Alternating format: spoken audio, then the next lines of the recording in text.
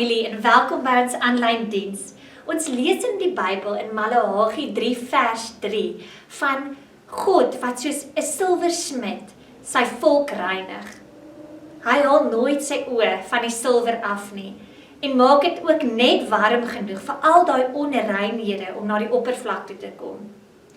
Weet dat God nooit sy oë van jou afhaal nie en dat God besig is om vir hom 'n vlekkelose bruid voor te berei, waarin ek en jy mag deel wees.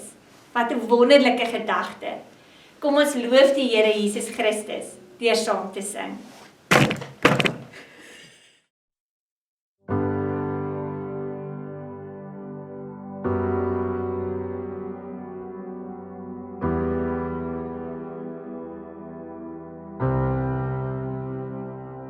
To the one, to the Lamb, to the King upon the throne,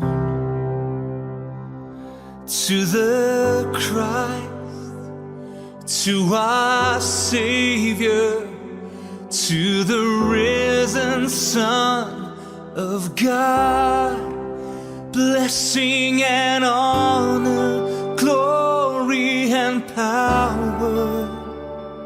Salvation belongs to our God. Blessing and honor now and forever. Salvation belongs to our God. Aan ons hoop, aan ons redder, vir die offer aan die kruis. Uit ons harte tot die hemele sal ons saam die glorie prys. Die hoogste ere, lof en aanbidding. Verlossing kom net van ons God. Die hoogste ere, nou en vir altyd. Verlossing kom net van ons God. Door die sol es lobo,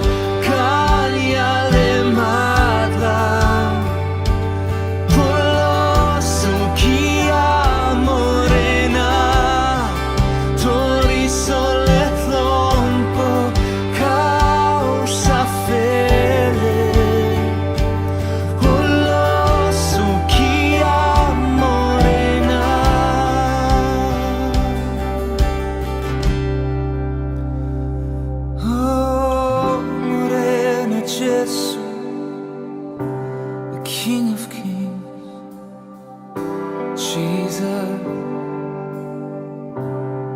Jesus,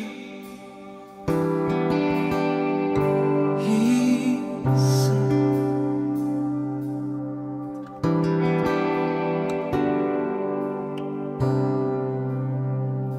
So heilig, so waardig, so groot is die naam, dat die aarde sal juig en verwonderd sal staan. So heilig, so waardig, so groot is die naam, dat die aarde sal juig en verwonderd sal staan. So holy, so worthy, so great is your name, that the earth will adore you and shout out your fame. So holy, so worthy, so great is your name, that the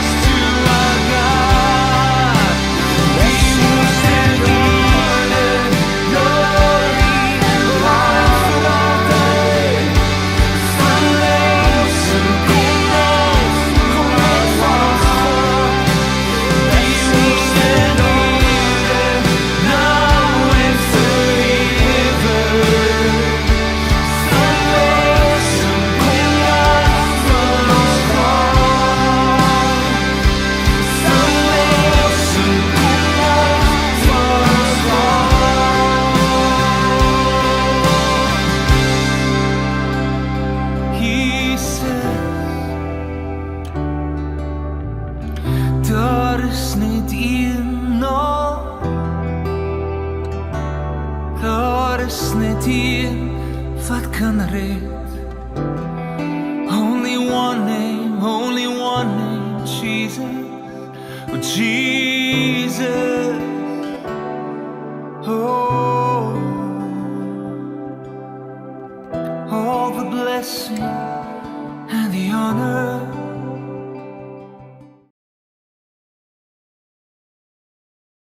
Goeiedag vriende, baie welkom hier en ons is besig nog steeds in hierdie preekreeks ongemaklik en vandag wil ek begin 'n gedeelte aanraak onder hierdie preekreeks ongemaklike heiligheid.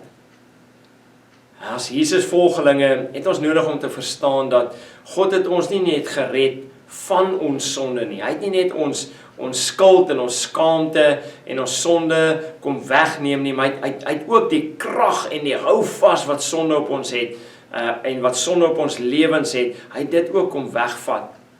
En so, baie keer gee ons aandag aan dit wat Jesus ons van gered het, maar ons gee min aandag en tyd en inspanning om ook te praat oor waartoe Jesus ons gered het. Jesus het ons nie net van iets gered in ons verlede nie, maar hy het ons ook gered tot iets. Ons is gered van iets, maar ons word ook gered tot iets. Jesus is 'n alles voldoende redder, 'n verlosser wat alles doen, wat alles goed doen, wat alles volkome doen.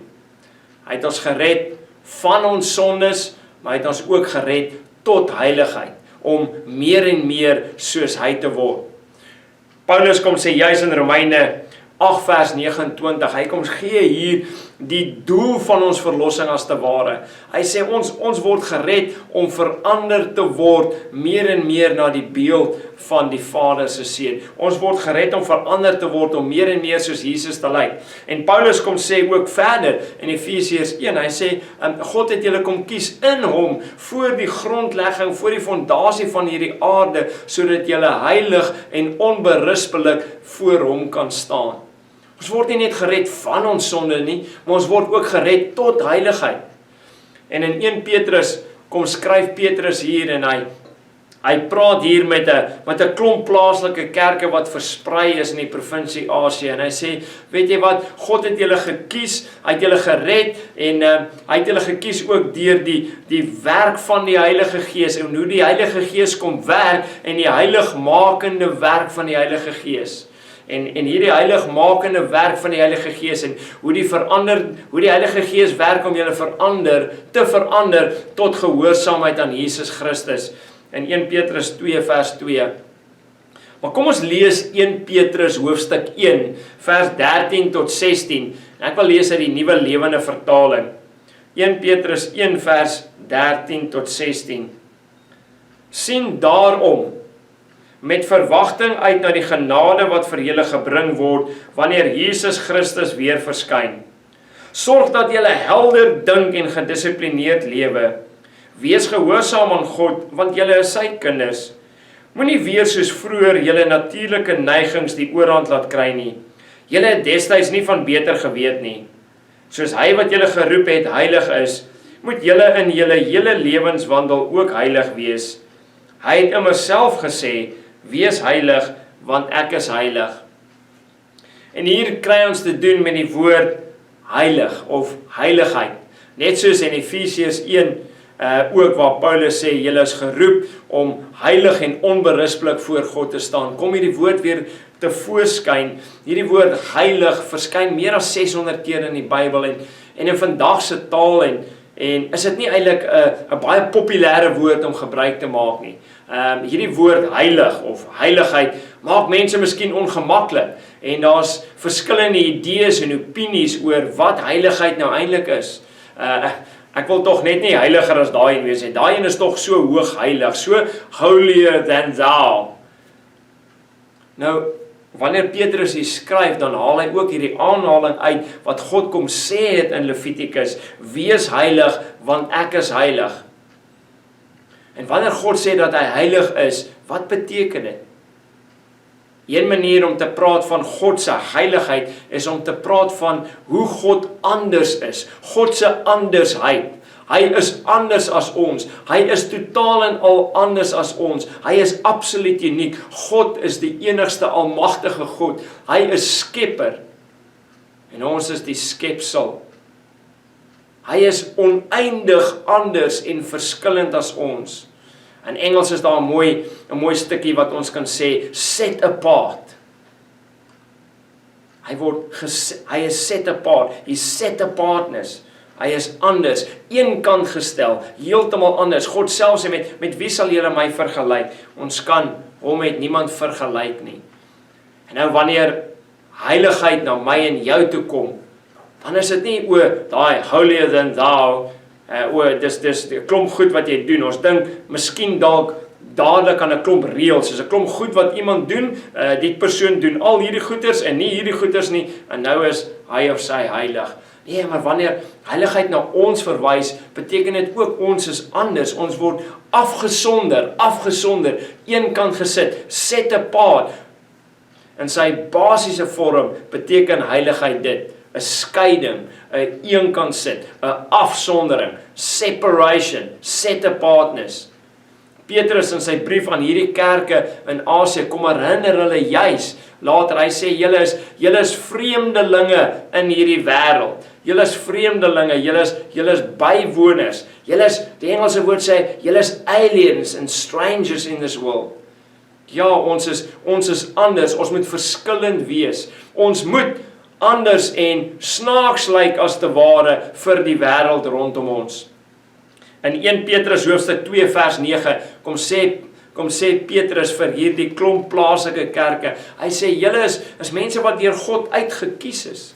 Julle is deur hom uitgekies, 'n koninklike priesterdom. Julle is 'n heilige nasie. 'n Heilige nasie beteken dit 'n nasie wat afgesonder is vir God. Julle lyk anders. Wanneer die wêreld na julle kyk as 'n nasie en hoe julle optree en hoe julle leef, dan kan hulle sien julle is anders. En hy kom praat hier met plaaslike kerke, mense uit verskillende agtergronde wat bymekaar kom. Julle is 'n heilige volk, afgesonder vir God.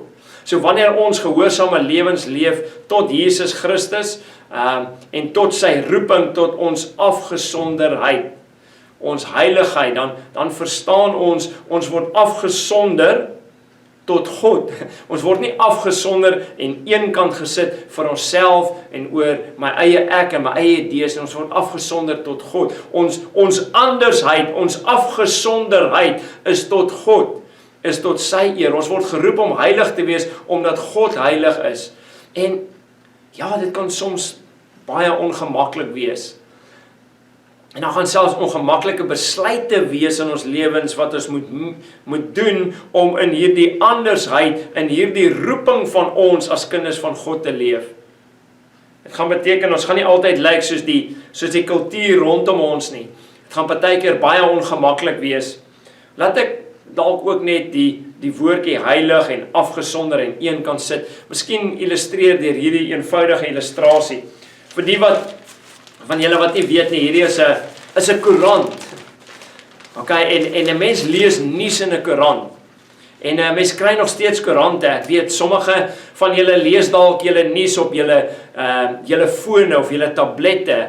En ons is op sosiale media om ons nuus te lees, maar eintlik is daar nog koerante te koop. En wanneer ek 'n koerant koop om nuus te lees en ek blaai deur die koerant en dalk miskien iewers hier sien ek 'n baie interessante artikel en ek kry iets hier wat ek gedink het, weet jy wat, ek wil dit eenkant sit. Waar's my skerm? Want hierdie artikel wil ek eenkant sit want ek dink ek kan dit weer gebruik en miskien eendag van my kleinkinders, miskien kan ons eendag hieroor gesels. Hier's iets fantasties en ek lees hier 'n artikel van 'n vrou, Julia Albu. Julia Albu, sy het gereis van Kaap tot Kaïro en sy is op 84 oorlede en sy het op 80-jarige leeftyd het sy 'n avontuur aangepak toe sy met haar 20 jare oue 1997 Toyota Conquest gery het op haar 80ste verjaarsdag weggetrek uit Kaapstad tot in Kaïro. En ek dink is 'n fenominale storie wat 'n mens baie van kan leer oor wat sy gedoen het. En as ek dit nie afsonder nie, as ek dit nie uithaal nie, as ek dit nie eenkant sit nie, is dit dalk miskien 'n storie wat verlore gaan raak. Wanneer ek hierdie storie uithaal uit hierdie koerant, word dit afgesonder en word dit eenkant gesit van die res van hierdie koerant. En is heeltemal anders en dit kan in bewaring gehou word vir die toekoms, om dit iewerste in die toekoms te gebruik.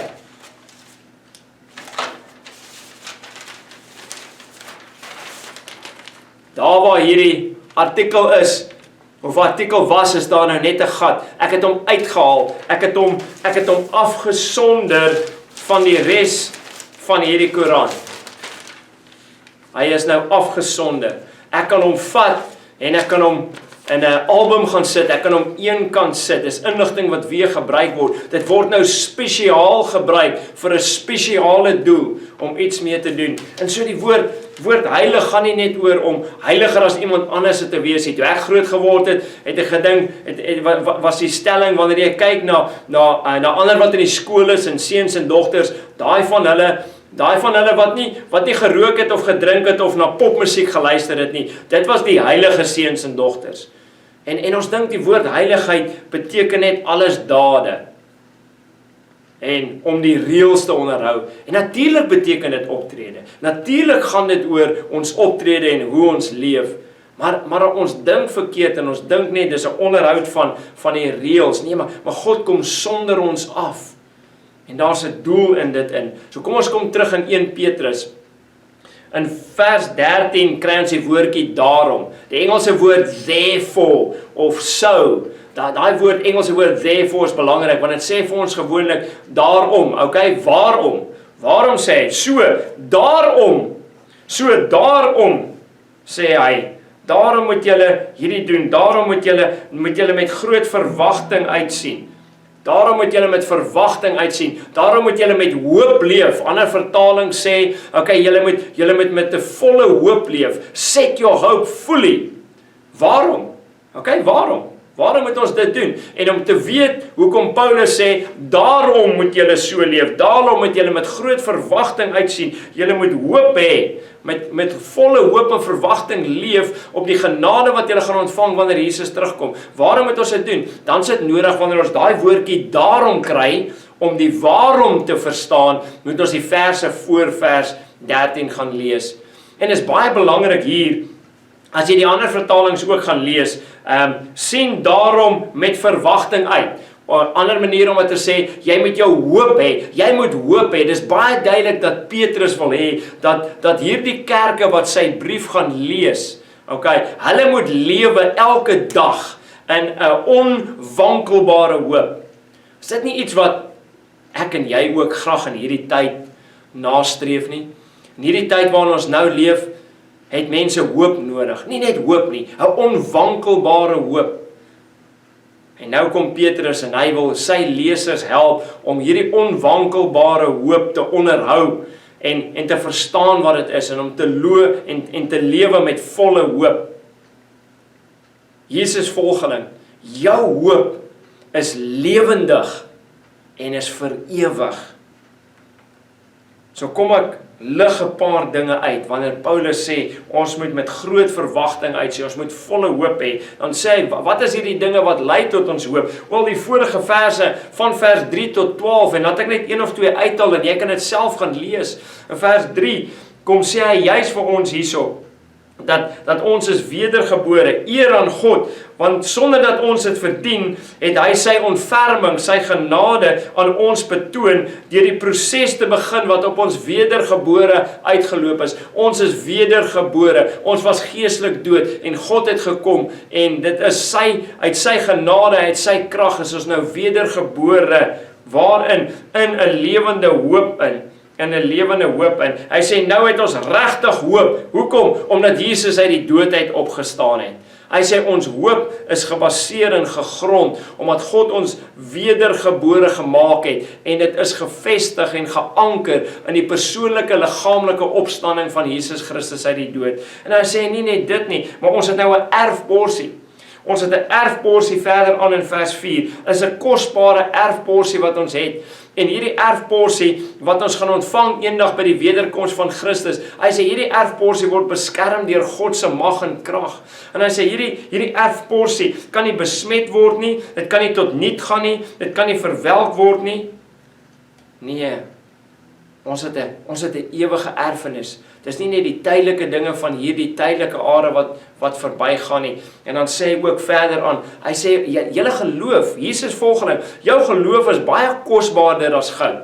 Hy sê, maar God kom en hy toets ook hierdie geloof van ons. Hy sê, en op die einde van die dag, gaan hierdie geloof van ons, gaan dit iets doen, en hierdie geloof gaan prys en eer aan Jesus Christus bring. Hierdie geloof van ons wat getoets word, gaan nie die resultaat hê in lewens en dinge wat gebeur op hierdie aarde nie. Wanneer Jesus terugkom, sal hierdie geloof van ons sal oorvloei in aanbidding en eer en lof aan hom. As die toetse die egtheid van julle geloof uitwys, loop dit uit op lof en heerlikheid en eer op die dag wanneer Jesus Christus hom aan die wêreld openbaar maak. Vers 7, 1 Petrus 1 vers 7. Maar kom ons gaan terug na vers 14 en vers 15 en ons sien dat hoe Petrus hier praat van hoop en hoe hierdie hoop as te ware die petrol is om ons te vat tot heiligheid. Om ons te vat tot andersheid. 'n ander manier om dit te sê is, ek dink Petrus spreek ons verstand, ons denke aan, dit vloei na ons harte toe, ons emosies, ons motivering, en dit vloei uit in ons dade. Ander manier, head, heart, hand. Okay, in Engels sê dit lekker, head, heart, hand. En ons hande is daai aksies en daai optrede en ons wil sommer altyd mos dadelik daar begin, maar nee, ons het nodig om ons denke te beïnvloed en ons denke praat en gee opdrag aan ons harte, ons hoop, ons emosies en dit vloei uit. Dit motiveer ons emosies en ons motivering, ons hoop, dit gooi die petrol op ons aksie. Maar dit is belangrik dat ons ook met ons verstand onderrig word. Want dit is emosie wat lei tot hierdie aksie. En dis tog motivering, hierdie motivering in ons harte is belangrik, want hoop is nie net 'n ding wat ek doen met my kop nie, hoop is 'n gevoel. Hy sê, wanneer ons hoop hierop, met volle verwagting uitsien, sit julle hoop volle daarop. En hoe kan ek leef met volle hoop, wanneer ek ook nie ingelig word nie, en Heilige Gees kom en hy vat die woord van God, die geskrewe woord van God, hy sit hierdie dinge in ons denke in, ons verstaan hierdie goed, ons begryp hierdie goed, ons gaan nou sien hoe Petrus juist wyk, hy sê op 'n stadium, het julle nie die waarheid geken nie, julle het dit nie verstaan nie, julle kon dit nie sien nie, julle het nie gehaat nie.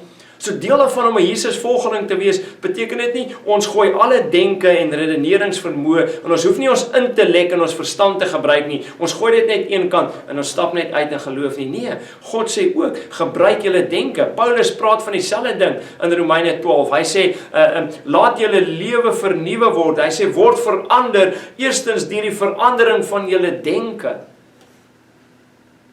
En nou kom ons, en ons kan in 1 Petrus 1 vers 14 en 15, ten minste, kom ons noem dit maar 5 stappe identifiseer, wat die petrol is op ons hoop, en wat uitloop in 'n lewe wat afgesonder is, 'n heilige lewe.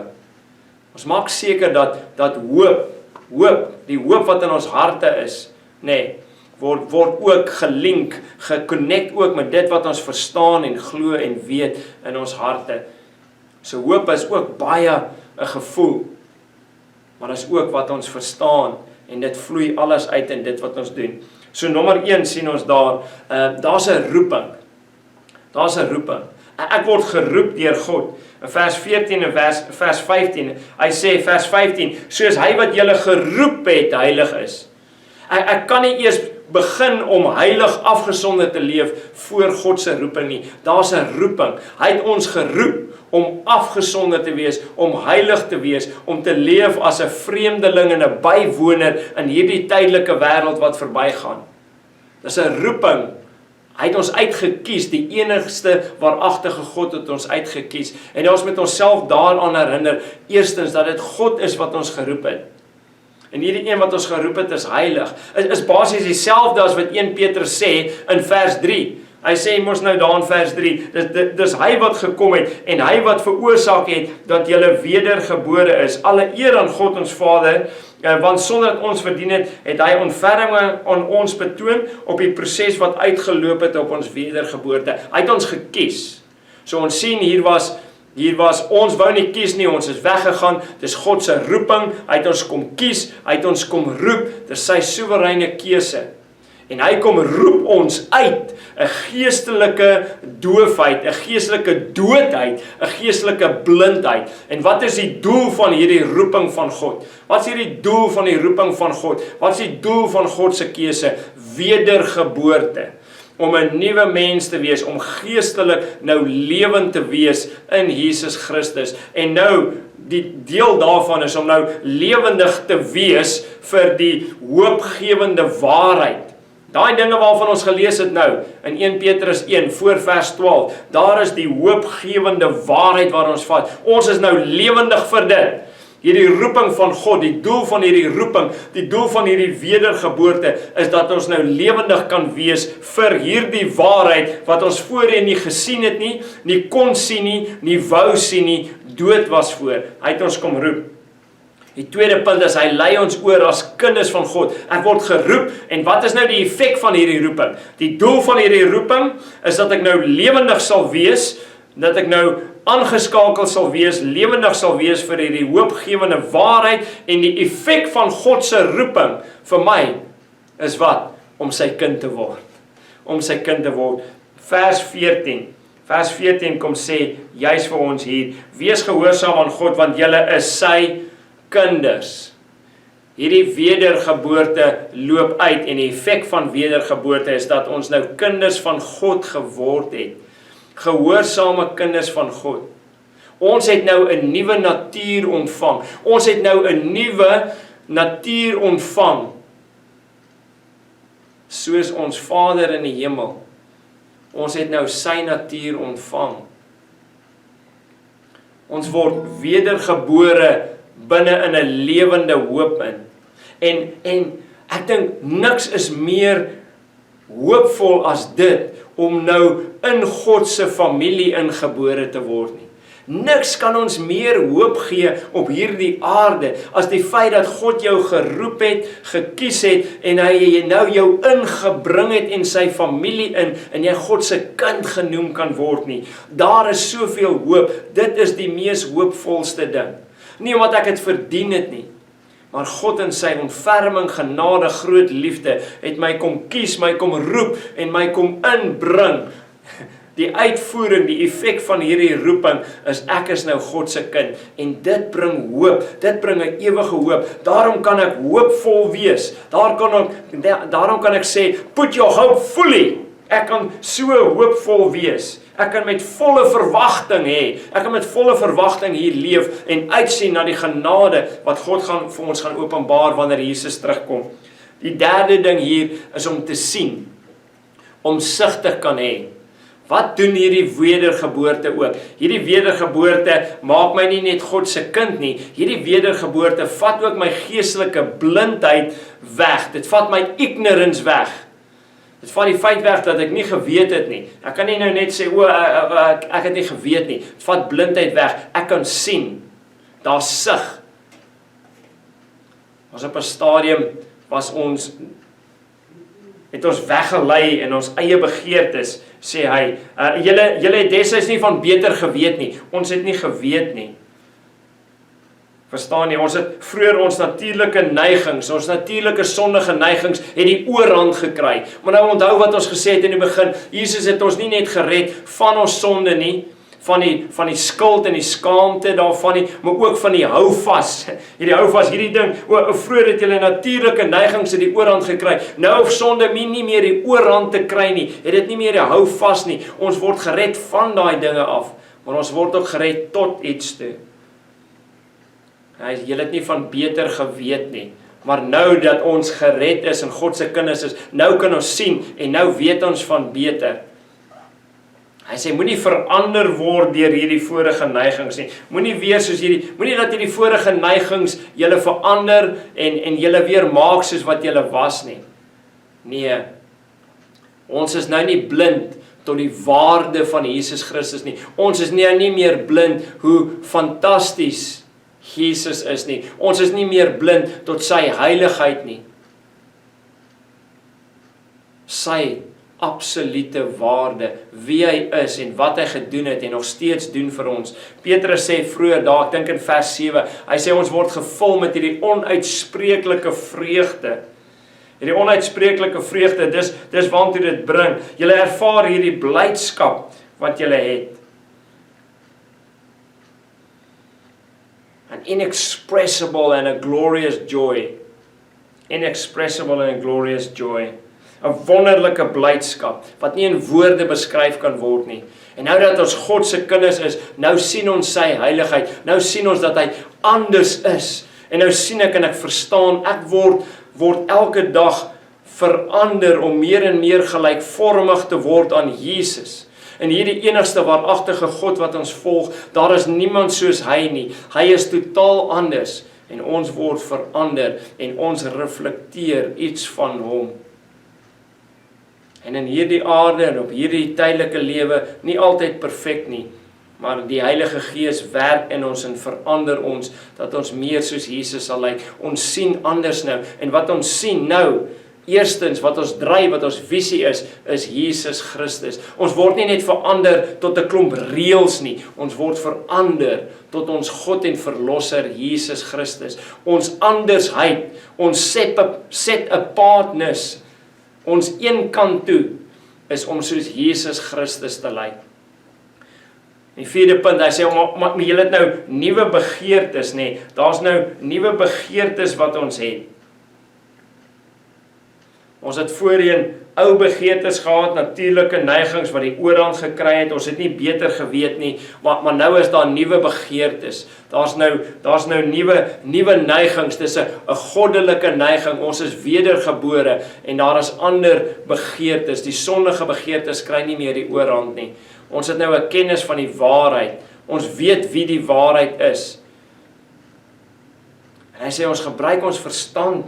Ons gebruik ons verstand om nou ook, ons verstand kom gee ons opdrag en kom lig ons in en lei ons in hierdie nuwe begeertes. Hierdie waarheid kom en dit gaan deur tot in my hart en in my hart skep dit nuwe begeertes. En waar is deel van hierdie waarheid? Wel dit wat Paulus gesê het, wat ons mos nou voor vers 12 gelees het, of althans voor vers 13, al daai nuwe waarhede kom ek, en Heilige Gees help my om hierdie dinge te sien, want ek was blind vir dit, en nou sien ek dit, en ek verstaan dit, en my verstand, my denke kom in, en dit gee nou opdrag aan my hart, en dit verander my hart, en hier's nuwe begeertes, en dit loop uit, tot 'n anderse lewe, tot 'n heilige lewenswandel. Julle hele lewenswandel word verander. Dit is set apart, dit lyk anders. Dis dan die 5de punt. Dit lei tot 'n heilige optrede, 'n leefstyl wat anders lyk. Vriende, kom ons maak seker dat ons verstand en ons denke inrig. Dat ons hierdie dinge reg kry, dan sê kom ons wees wakker. Kom ons wees wakker, verander julle verstand, verander julle denke, kry dit reg. Sorg dat julle helder dink en gedissiplineerd lewe. Ons maak ons verstand reg vir aksie, helder dink en gedissiplineerd lewe. Ons het die waarheid van God en kom laat die waarheid deur God se woord en Heilige Gees dit infiltreer in ons harte as wedergebore, geesvervulde kinders van God. Sien ons nou die waarheid van Jesus, ons sien hom, hy is ons begeerte. En dit lei tot dade en 'n leefstyl wat anders is. Ons het 'n kennis van die waarheid in Jesus en ek wil afsluit deur te sê, ek dink heiligheid is ook 'n ingesteldheid van ons hart. Dis 'n ingesteldheid van ons hart wat na God kyk en sê, Here, gebruik my. Gebruik my, Jesus, ek behoort aan U. U het my duur gekoop met U bloed. Ek behoort nie meer aan myself nie, ek behoort nie meer aan my eie sondige begeertes en my eie idees en my eie program en my eie lewensdinge wat ek wil hê nie. Ek is nie 'n kaptein van my skip nie. Nee, Jesus, U het my duur gekoop. Ek behoort aan U. Gebruik U my. Here, ek wil verander word en ek wil groei om meer en meer gelykvormig aan U beeld te word, Here. Ek leef nou vir U glorie, vir U prys, vir U eer. Dit gaan oor U, Jesus.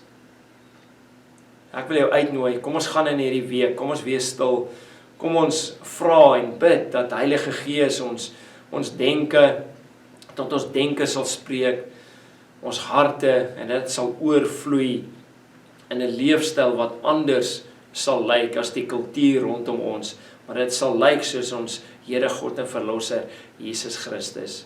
Kom ons bid saam. Hemelse Vader, soewereine God, ons kom na U toe, Here, en ons verstaan en besef ons identiteit in Jesus Christus, is ons geregverdig, ons het sy geregtigheid, ons is in hom geregverdig, sy wysheid, sy heiligheid, ons is geklee hiermee, ons ware identiteit in Jesus. Maar daar is ook 'n proses soos ons leef, en Heilige Gees ons ook verander om meer soos Jesus te word. En ek bid en vra vir 'n sensitiwiteit, en dat ons denke net meer en meer versadig sal word met die waarheid van die woord, dat ons denke die waarheid van die woord ook ons harte deurentyd verander en opdrag gee, en dat ons waarlik vol hoop sal wees. Die hoop wat ons het, word ingevoer en word opdrag gegee deur die waarheid van Jesus Christus, wie hy is en wat ons in hom het. En Here, dat ons ook geroep is om 'n lewe te leef wat anders lyk, en dat dit U eer en U glorie sal reflekteer. Maar Here, dankie dat ons dit nie in ons eie krag hoef te doen nie, maar dankie, Heilige Gees, dat U met ons is, in ons leef, deur ons leef, en dankie dat U ons lei en ons fokus en ons visie deurentyd op Jesus Christus gefokus te hou. Ons bid dit in U naam tot U eer, uit U genade alleen, Here Jesus. Amen. Vriende, mag jy 'n baie geseënde week hê.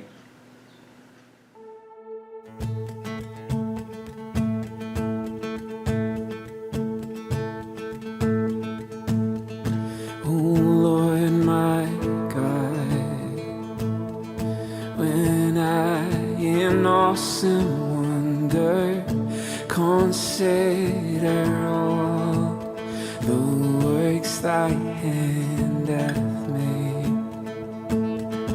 I see the stars, I hear the mighty thunder, thy power throughout the universe displayed.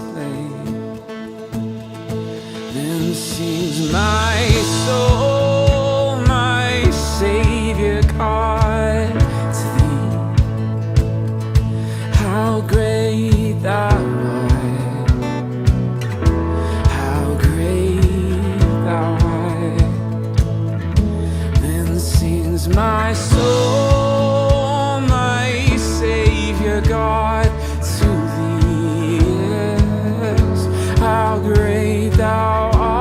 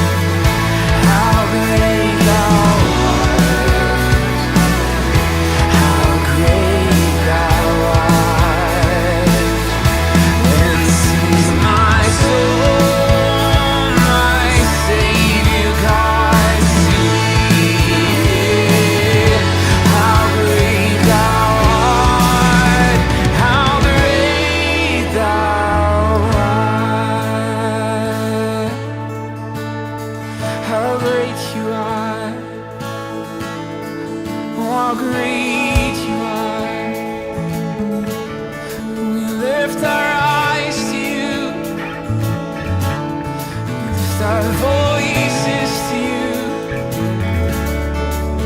lift our hands to you. There is none like you, none like you, none like you in all the earth. God and our Savior.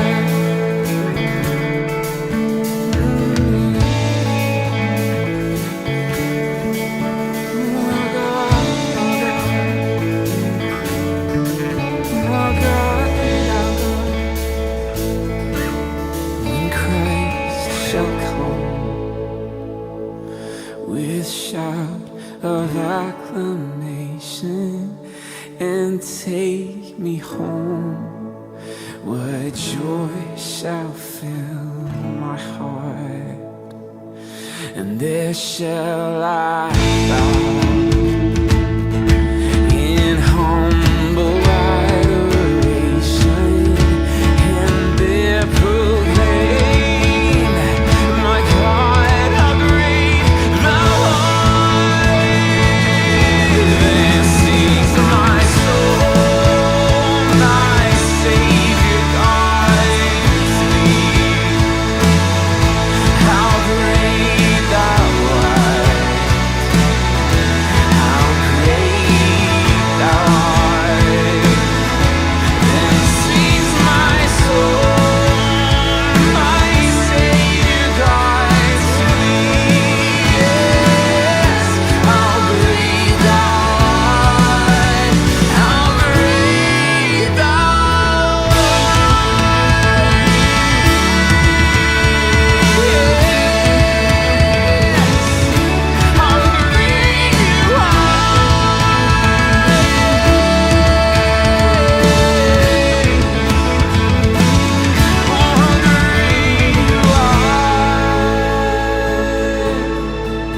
Our God, our Father, how great you are.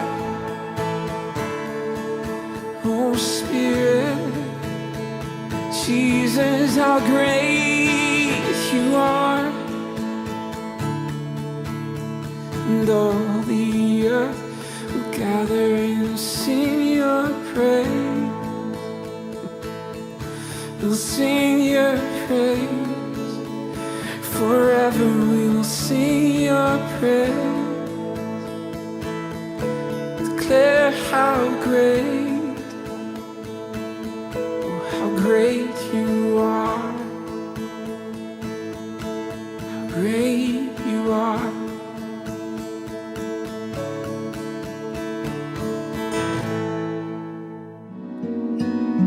Here's my heart, Lord. Here's my heart, Lord. Here's my heart, Lord. Speak what is true, 'cause I